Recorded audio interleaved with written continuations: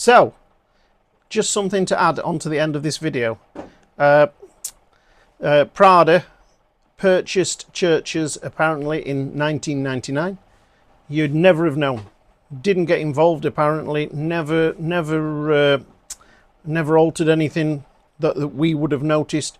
It wasn't until 2021 when they, you know, they just doubled the prices of the shoes, and you know, like I was saying earlier, they were underpriced, and they're probably worth the money. But what was interesting, what we were doing, me and Paul were talking about all these shoes here, and getting them in the right pecking order of which is the better, which ones do you think, which come in the top section, which come into a middle section, and what shoes come into the bottom section, and then, you know, which shoes we don't really want in the shop.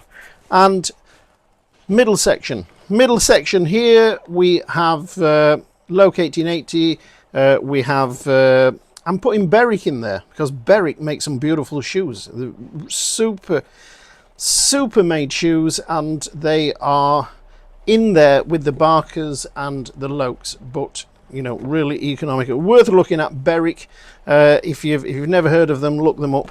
Berwick shoes, and then Barker shoes. Now I have by mistake picked up a Barker International, and I should have picked up a proper Barker shoe. When I say proper, this shoe wants to be down here with the Loake design range, the fully made in India, against the shoes that are partially made in India, other than the Berwick. So I should have a Barker sat here in this group, and then we have stuff like this M&S, and what's this, River Island, and these are fashion shoes, definitely fashion shoes.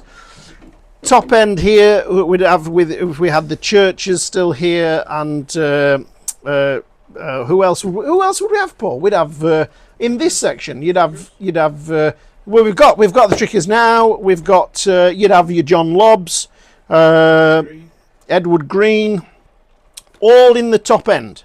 Some at the top end of the top section, and some in the middle of the top section, but all in the top section. And then you get to a shoe that you know, we don't compare these Trickers as heavy country shoe with anything else really, in our opinion. Trickers, the best, heaviest country shoe that you can get really. Now other manufacturers, lifetime shoes, yes. Buy them and keep them for life. Other shoes, you know, take the as a Tricker, we have a Cheaney here that is a bit prettier than the Trickers. Yes, Paul's nodding over there. So if we want to, this'll take some hammer. This Cheaney will take some hammer, and a few other top end manufacturers, Crockett's, will make something that will take the hammer, and it will, you know, it's solid. It's a country shoe, super well made, and it's a little bit prettier, a little bit more, you know, it'll do the job, and it'll do it slightly prettier than a Tricker. However, the hardest, toughest country shoe you'll probably ever find is a Tricker. These are lethal weapons. If you kick somebody with a pair of Trickers on, you might kill them. If you're walking across the town and you stub your toe on a paving slab, that slab's going to come up, isn't it? Oh yeah. These are as good as it gets. Not the prettiest. We'll leave that to some of the others that are you know, quite well made and everything. But Trickers, they're just, can we say bomb-proof? Absolutely bomb-proof. Yeah. Coffee? Yes, please. Yes, Thank you, please. Sean from Newcastle, by the way. £10 for his coffee. Yay, good man. Spend it now. Thank you. So, it'd be nice, send in your, you know, where the pecking order comes, and so this is the pecking order. But people who come in the shop, which are the best shoes in the shop? The best shoes are the ones you put on and they feel good for you. You put them on, they feel right. That last, the brand makes a last. It suits your foot. They are the best shoes in the shop.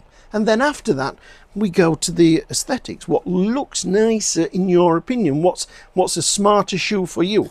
So there's a whole range, you know, and we will. It'd be great. We should maybe start a list of them and put them in, like on Top Gear, where they had the car chart with all the different times of where they would score, you know, and where we think and you think your brand comes in. There are some new kids on the block, Lanx, and they are absolutely fine, doing a range of shoes that would come in here with the mid-range. Definitely not hitting top range, but that's not their customers. Mid-range, and then they're doing some fashion shoes which are more, you know, sort of this range. Probably more of those than anything, but there are some half decent shoes in there that would come into the mid-range as well. So have a think. Where do you think your brand comes in? And then of course there's some Red Wings. Where do they come in? You know, do we judge them on how well built they are, how long they last? A little bit has to be on the aesthetics if they sort of look the part, or does that not come into it? I don't know. But anyway, we should start that, a wall of shoes, and how high up that wall do the brands come.